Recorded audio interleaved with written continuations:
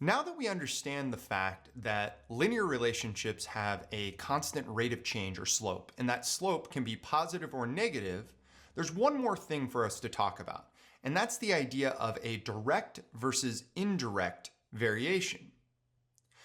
And in this example, we'll go ahead and look at two cell phone plans to illustrate that principle.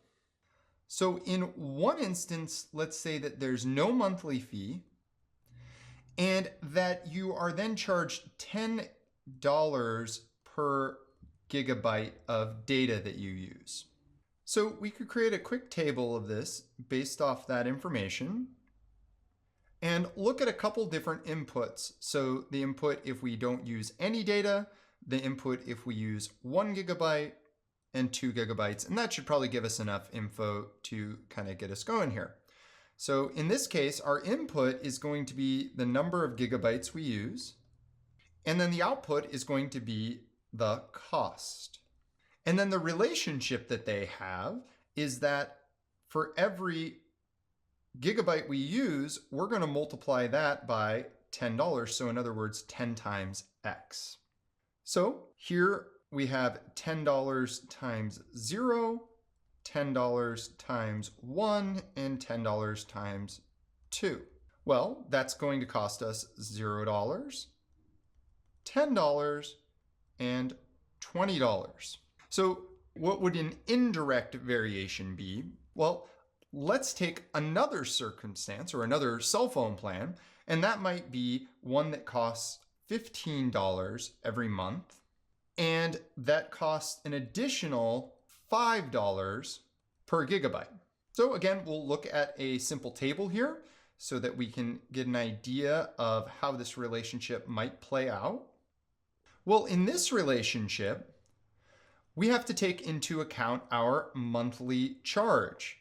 And so no matter how many gigabytes we use, we're always going to add $15 to the cost. And then whatever the number of gigabytes we have, we're going to multiply that by $5. So in this case, if I use 0 gigabytes, it's still going to cost me $15. Might seem a little unfair, right? But I do get that cheaper rate, and we could look at the next examples here. You see that for every one of them, we're going to have to add 15 to our cost. So in both these examples, we can easily find that we have a constant rate of change. So these are going to be linear functions.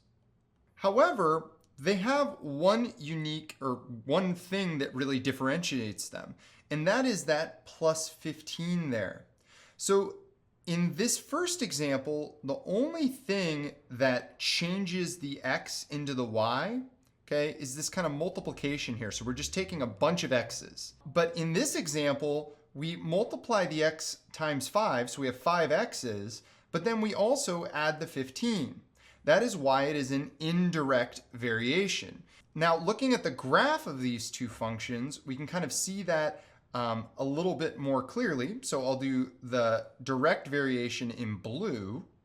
So the direct variation would start here at 0, 0, and then it would go up to 1, 10, right? And then it would go to 2, 20, and I'm making my axes of different scales here, which is totally fine. And I could draw kind of a line through that so I can see the relationship a little more clearly. Now, when I look at the other example that I'll go ahead and do here in green for the indirect variation, well, when x is 0, y is already up at 15. So I'm starting my graph up higher. And then when I get to 1, I'm at 20. When I get to 2, I'm up at 25. And then I could extend it out to kind of see where the relationship would eventually intersect. By looking at the graph and the table, we can get a really good idea of which cell phone plan would be best for us depending on our usage habits. Now, getting back to direct versus indirect variation, there is a very easy way to figure out if if a linear relationship is direct or indirect. And I'll go ahead and show that to you now on both the graph and the table. So in the table, it's really easy to tell because if we look at when x is 0, well, we shouldn't be adding or subtracting anything to it, so we should get y as 0 as well. Now, when we look at the indirect variation, we can clearly see that that's not true because we add that 15. So we end up, for our input of 0, we get an output of 15. That is an easy way to tell that it's an indirect variation. Now, the way to look or to notice on the graph is simply, does it start at the origin? Now, the origin is where both x and y are 0. So if we're dealing with a direct variation, what we find is that our line will have at least one point at the origin, 0, 0, because of that multiplicative relationship. If it is an indirect variation, then we actually know that our line will not pass through the origin. Really quick, easy way to tell if a linear relationship is direct or indirect.